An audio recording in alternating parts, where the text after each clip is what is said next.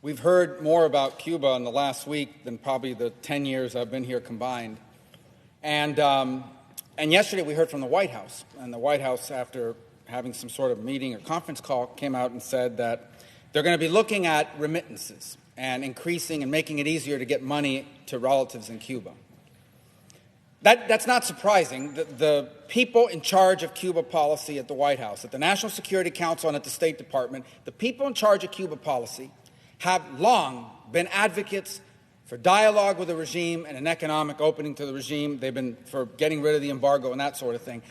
I think it's important, given the fact that I recognize that most people in this country and in the Senate don't follow this issue on a regular basis, that we address that. Because the fundamental question being put to us is, so the people of Cuba are suffering. The people of Cuba are going through a difficult economic time. I would argue that they've done so for 62 years. Why don't we get rid of the embargo?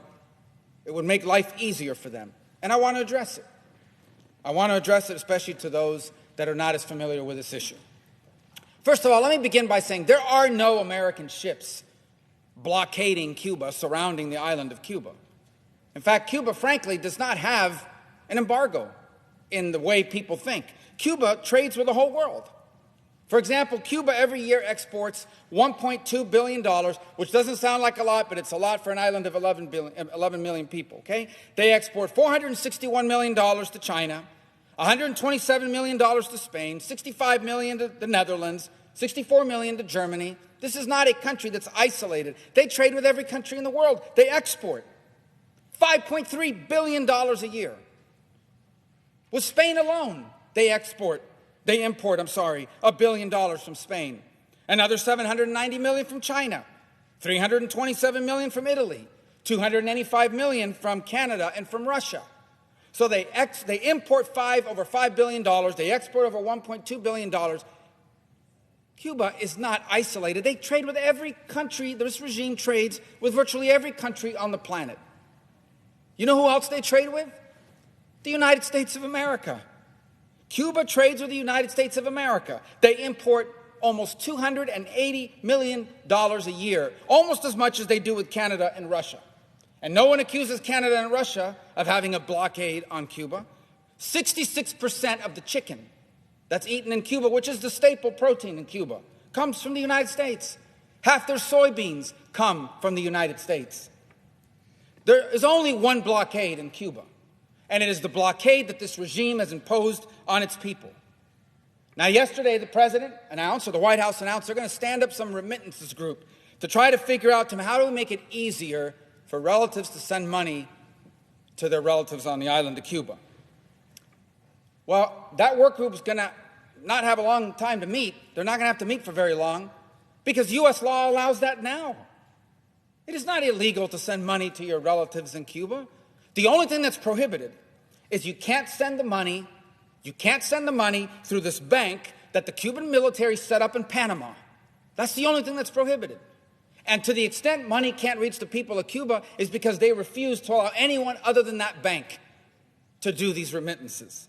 And by the way, they've prohibited depositing dollars. Here's how it works for them.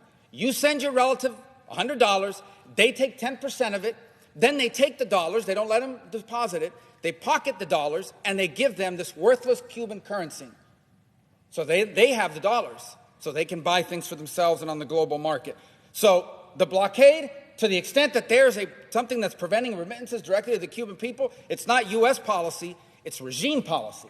They're the ones that need a work group. How about this argument that there's a blockade on travel? If only more American tourists could go to Cuba. By the way, Cuba's already filled with Canadian tourists and Italian tourists that enjoy five-star accommodations. And I'll be frank, many of them go there, these sick, disgusting men that go there to hook up with a 16 or 17-year-old girl. But that said, they talk about travel to Cuba. Well, let me tell you something. Travel's allowed now. An American can go to Cuba. You just can't stay at a military-owned hotel or eat at a military-owned restaurant or shop at a military-owned store.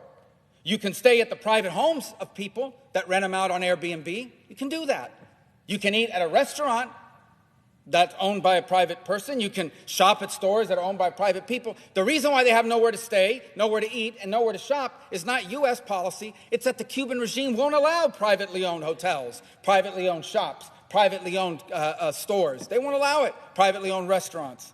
They're the ones that have a blockade on travel, not the United States. What about medicine? That's another thing they put out there. This is so cruel. We don't allow medicine in. Do you know what the Cuban regime announced last week? This is what they announced on their national television.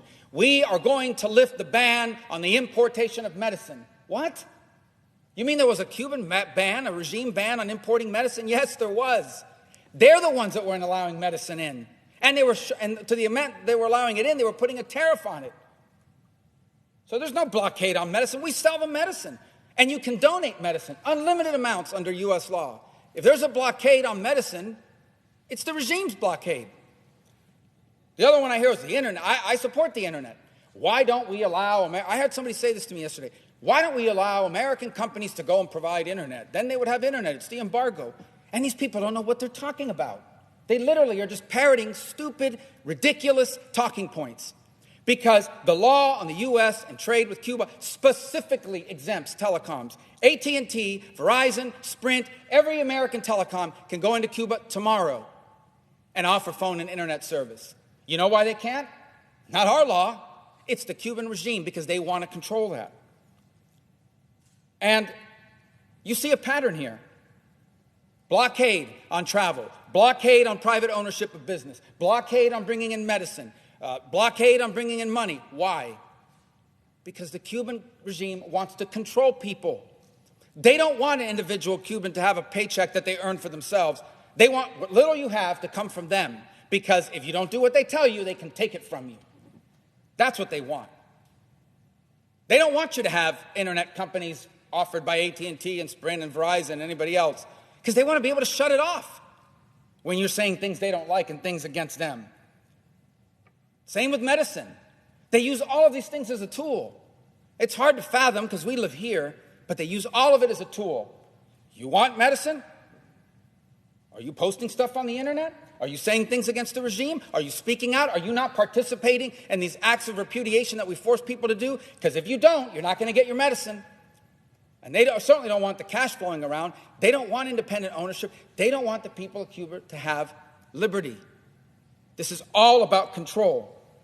All about control. And by the way, in the law that codified the embargo, it has a clause that automatically triggers the end of the embargo. And you want to know what this tough standard is that's in the law? Free the political prisoners, free press, free and fair elections, multi-party elections. The regime does those three things, the embargo ends automatically. Automatically. There is no embargo on Cuba. There is an embargo on the Cuban regime, an embargo on the companies they own. Because what they wanted to do is they wanted to take the Obama opening, funnel all that money through their companies. People say their Spanish companies own hotels. They don't own the hotels in Cuba. The regime owns the hotels. These hotel chains that open in Cuba on the beaches, they don't even pay their employees. They pay the Cuban government. The Cuban government pays the employees. Control. So the bottom line is this. Anybody who stands up and says, there's an embargo, there's a blockade by the United States, and it's cruel, and it's causing all these policies, is one of two things.